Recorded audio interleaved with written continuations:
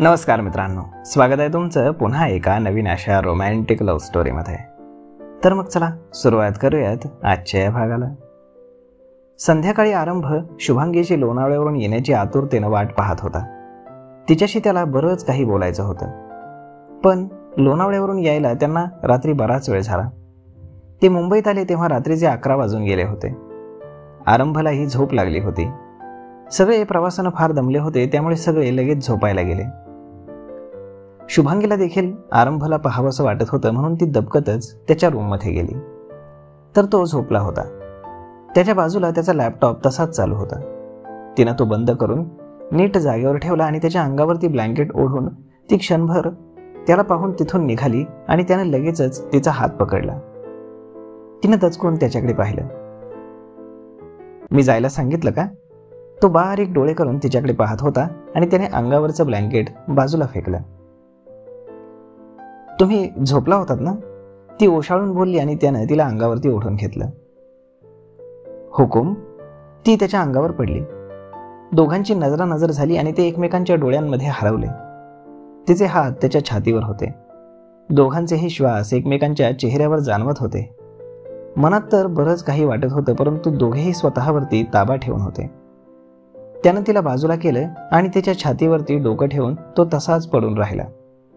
ती त्याच्या केसातनं हात फिरवत होती. शुभांगी, काय? कसा वाटला लोणावळा? खूप छान आहे. तिथून निघावंसंच वाटत नव्हतं. खूप शांत आणि सुंदर जागा आहे, शुभांगी बोलली. मग समज आता तुला तिथेच राहायचंय, आरंभ बोलला आणि तिला काहीच समजलं नाही. त्यानं चेहरा वर करून तिच्याकडे पाहिलं.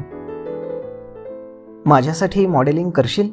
त्यानं तिच्या डोळ्यात पाहत सरळ विषयाला हात घातला. ती अजूनही न समजून त्याच्याकडे पाहत होती आणि मग तो तिच्यावरनं बाजूला होत उठून बसला आणि तीही नीट सावरून बसली. कालच्या ॲक्सिडेंटमध्ये आमची मेन मॉडेल फार जखमी झाली आहे. तिला रिकवर व्हायला फार वेळ जाईल आणि शो आता तोंडावर आलाय, त्यामुळे नवीन मॉडेल शोधून तिच्यावर काम करणं शक्य नाही. या परिस्थितीमध्ये आता तूच माझी मदत करू शकतेस. माझ्यासाठी हा शो कर, त्यानंतर मी तुला कुठल्याच गोष्टीसाठी फोर्स करणार नाही. आरंभ तिचे हात हातात घेऊन म्हणाला.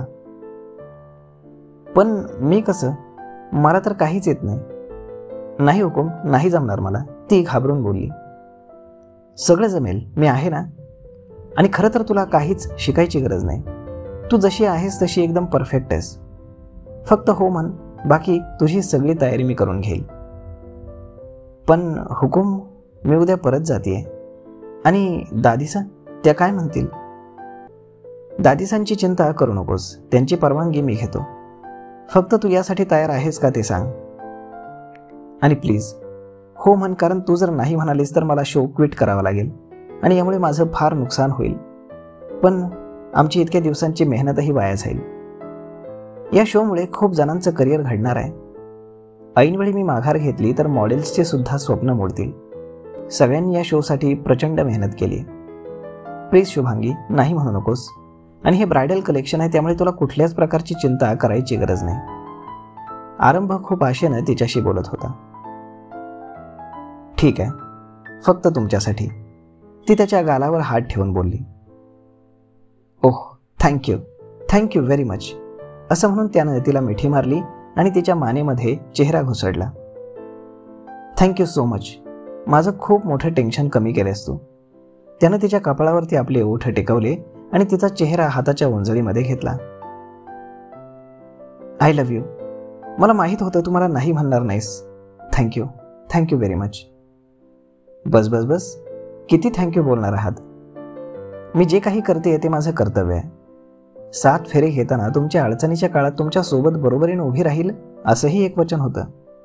बस तेच वचन मी निभावते. तुम्हाला जिथे माझी गरज असेल मी तिथे नक्कीच असेन, शुभांगी बोलली. थँक्यू. त्यानं तिला पुन्हा मिठी मारली आणि मग दोघेही बराच वेळ एकमेकांच्या मिठीमध्ये होते. हुकूम, ती हळूच बोलली. मी जाऊ? त्यानं लगेच नाही मध्ये मान डोलावली. कुणी पाहिलं तर प्रॉब्लेम होईल, तिचा ताराकडे इशारा होता. हो, उद्या तयार राहा. दादीसांना एअरपोर्टवर सोडल्यावरती आपण पुन्हा लोणावळ्याला जाऊयात. आरंभ तिच्यापासून बाजूला होत बोलला. तिनेही हो मध्ये मान डोलावली.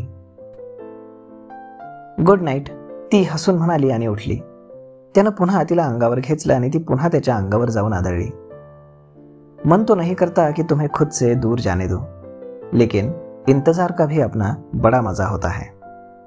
या शो नंतर मी सगळ्यांना आपल्याबद्दल सांगणार आहे आणि त्यानंतर आपल्याला एकत्र राहण्यापासून कोणीही अडवू शकत नाही. तो तिच्या चेहऱ्यावरती आलेले केस कानामागे सारत बोलला. तिनं आनंदानं त्याच्या छातीवरती आपलं डोकं ठेवलं आणि डोळे मिटले. इकडे सकाळी शुभांगी आणि सियानं लवकरच आवरायला घेतलं. सगळ्यांसाठी छान नाश्ता बनवला. आता थोड्या वेळानं सगळे जाणार म्हणून तन्वी नाराज होती, पण शुभांगीनं तिला प्रेमानं समजावलं. सगळे डायनिंग टेबलवरती नाश्ता करत होते. तुम्ही सगळे गेल्यावरती मला अजिबात करमणार नाही, तन्वी छोटंसं तोंड करून बोलली. मला तर ही सगळी गर्दी कधी एकदाची कमी होते ना असं झालंय, तारा मनातच बोलली. आपण रोज बोलत जाऊ, गप्पा मारू, शुभांगी बोलली. तुला जेव्हा मन करेल तेव्हा तू यांना भेटायला जाऊ शकतेस, अजय तन्वीला समजावत बोलले. रिअली डॅड, तन्वी बोलली. येस, अजय देखील हसत बोलले. थँक्यू, तन्वी खुश होत बोलली. अवंतिका, हे तुझ्यासाठी. अजयने अवंतिकाला एक नेकलेस गिफ्ट दिला. थँक्यू भाईसा, अवंतिका खुश होत बोलली आणि बॉक्स उघडून पाहिला तर त्यामध्ये सुंदर असा नेकलेस होता. ते पाहून तारानं नाक मुरडलं. शुभांगी, हे घे, अजय बोलला. हे काय बडे पापा, शुभांगी बोलली. आम्ही नोकरांना खाली हात पाठवत नाही. तू जे तन्वीसाठी केलंस ना, हे त्याचं बक्षीस आहे, तारा नाक मुरडत बोलली. अजयला तिच्या बोलण्याचा राग येत होता आणि ते ताराला काही बोलणारच की आरंभने त्यांना खुणावलं. तू पहिल्यांदाच या घरात आलीस ना, म्हणून हा तुझा नेकलेस. प्लीज नाही म्हणू नकोस, ते ताराकडे पाहत बोलले. भाभीसा, तुम्ही सगळे आज जाण्यापेक्षा उद्या जाना प्लीज, तन्वी बोलली. तन्वी, त्यांची तिकीट बुक झालेली आहेत, तारा बोलली. डॅड प्लीज, फक्त आजचा दिवस. आज आपण छान फॅमिली डिनर करू. दादीस आपण इथे आल्यापासून हॉटेलवरती आहेत, आपण त्यांना इथे बोलावू, तन्वी बोलली. मासा येणार नाही इथे, अवंतिका ताराकडे पाहत बोलली. मग आपण बाहेर हॉटेलमध्ये जाऊन जेवूयात प्लीज डॅड. भाई भाई प्लीज, तन्वी आरंभ आणि अजयकडे केविलवाण्या नजरेनं पाहत बोलली. ओके, अजय तिच्या डोक्यावरनं हात फिरवत बोलले. थँक्यू डॅड, तन्वी अगदी खुश होत बोलली. देव जाणो त्या म्हातारीनं काय जादू केली आहे सगळ्यांवर, सगळ्यांना वशमध्ये करून ठेवलाय, तारा मनातच चरफडत म्हणाली. तर मग मित्रांनो, तुम्हाला काय वाटतं, एवढ्या इझिली आता हे सगळे पुन्हा परत जातील का?